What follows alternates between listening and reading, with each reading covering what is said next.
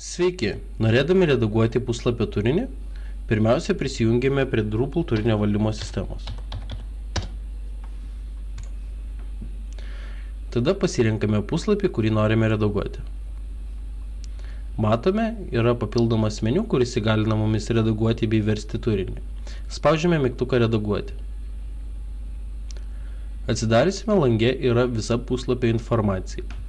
Tai yra puslapio pavadinimas, puslapio pagrindinis turinys, papildomos puslapio nuostatos bei bendrinės puslapio nuostatos, iš kurių meniu nuostatos. Tai yra, ar šis puslapis turi turėti meniu punktą, šio punkto pavadinimas bei aprašymas ir tėvinis elementas, po kuriuo turėtų slėptis šis meniu punktas. Meta tags.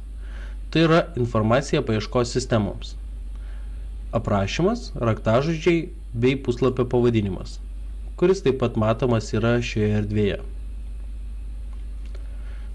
Toliau, URL kelių nuostatos. Tai yra puslapio aliasas, kuris yra matomas puslapio kelyje.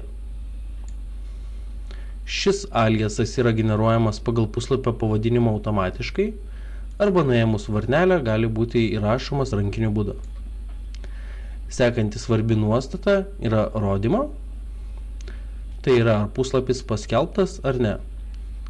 Kas reiškia, ar puslapis yra matomas visiems, ar tik tais administratoriui. Galų gale atlikę visus pakeitimus, spaudžiame mygtuką saugoti.